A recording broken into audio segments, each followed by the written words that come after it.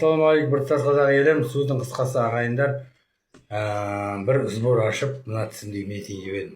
Мына тіс емес, 4 тіс салу керек. Сосын мына жерде бір трещина бар, трещина. Өзіме көрінбейді, бірақ бұрында болған ғой, 20 жыл бұрын. Соны емдетуге болады дейді, кеше біреуден сұраған. Бірақ маған тегін кел, емдетем, Астанаға кел, Атырауға кел. Мен өзім Атырау Құрманғазы ауданынанмын. Маған Россия 100 километр, Ресейге барғым келіп тұр. Соған сбор ашайын ба, ашуға көмектесесіздер ма, немесе әкімшілік тарапынан бару керекпін ба? Мысалы, әкімнің қолдауына бару керекпін ба, емханаға барып қарау керекпін ба? Емханада стоматология жоқ. Сол маған жәрдем беріңіздерші, 1 күн, 2 күн ба, 3 күн ба сбор ашып, халықтан ақша жинап, сол халықтың ақшасына мен тісімді емдетейін деп едім. Немесе содан кейін менде бір әжетхана жер стол жасаймын ғой. Сонымен мен ертең жазып келгеннен кейін сонымен қайтарам деп ойлаймын халыққа. Или жоқ, сбор ашуға болмайды, денсаулығың балғадай жұмыс жаса десеңдер, онда ашпай ақ қояйын. Соны мен просто комментарий күтемін сіздерден. Осы 20-сына дейін ашайын, қойын деп едім, 23 тамызға дейін. Тек қана ауыз қуысы. Стоматологқа бару керек, хирургке бару керек. Мына жақта емдету керек. Мына жақта жоғарғы зейіндарға емдеттім, 35 мың.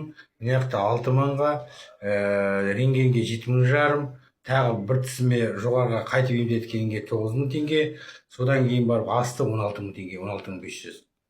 Есептедіңіздер ма? 6 мың теңге, 9 мың теңге, екінші рет емдеткен қайтып 35 мың теңге, 2 пломба, сосын асты суырғаным 4 тіс суырдым, 16 мың теңге. Пленка 5 мың теңгеге рентген, сосын мына зейіндардың пленкасы 2500 теңге.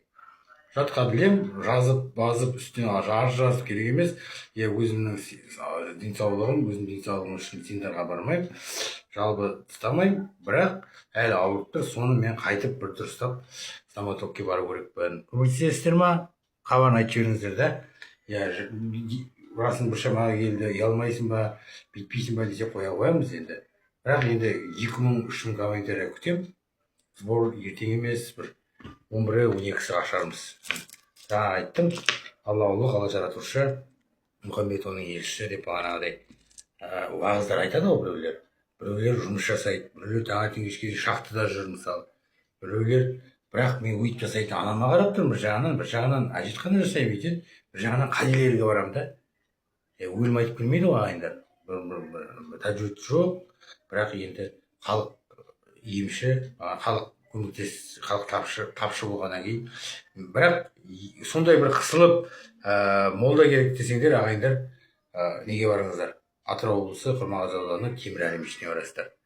Бас имам бар, Шүкіридин деген, наиб имам бар, атын ұмытып қалдым. Сол имамдарға барсаңдар, олар өздері молда тауып береді. Құран хатым шығарады, бәрін тауып береді.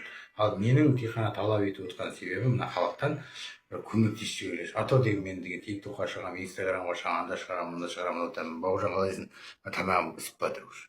Өліп қал, өлім айтып келмейді ғой енді. Өліп кетіп жатсам айтасыңдар ғой. Ауруын білген екен ғой бұл адам деген сияқты. 1 жыл болды ауырғаныма, өтірік емес. Бірақ мына сынғанына, жақсынғанына 20 жыл болды. Сол трещина беріп тұрған сияқты суырған тісіме деп ойлаймын.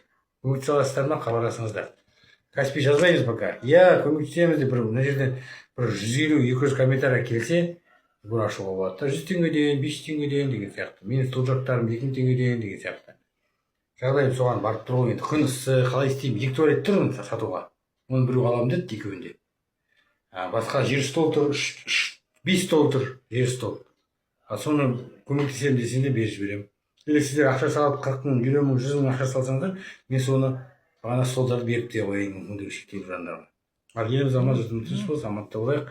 Өз комментарийдің астына жазамыз, былай жазбаймыз. Рахмет, сау болыңыздар. Мына тіске, тек қана тіске. Қуық емес, геморрой емес, жүгіріп жүр, дыхание нормально, бәрі шүкір, анализ. Бірақ Атырау облысы Құрманғазы ауданында емханада стоматолог жоқ.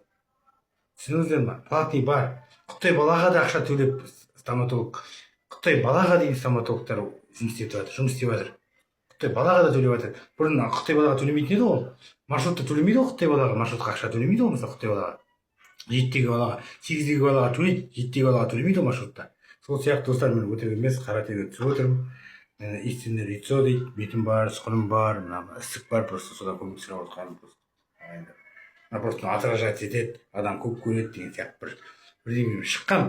Бірақ әлі нөмірі жазған жоқпын ғой, бірақ Каспий голд мен ИП Алексей деген қайырымды қоры болды, мүмкіндігі шектеулі жандарды жатқа білемін, кімде баласы ауырады, кімнің несі ауырады. Қытай бала ауырғанда Атырауға барамыз 300 километр. 100 километр міне батысым Астрахань, 300 километр Атырау. Ойлап қараңыздар. 300 километр Атырау, сол 300 километр Атырауға барады. Мен Астраханьға барып емделгім келіп тұрады. Суды Астрахань алып отыр, газ, свет, бәрі Россия мемлекетіне алып отыр, былай жалпы қарағанда. Біз бай мемлекетпіз ғой, бірақ қол ұшын қара халық көмектесе ма деп отырмын да. Амандықтар жазып жіберіңіздер комментарияға. Рахмет, сау болыңыздар. 2 видео салдым, соның астына жазып жібересіздер. Рахмет, сау болыңыздар.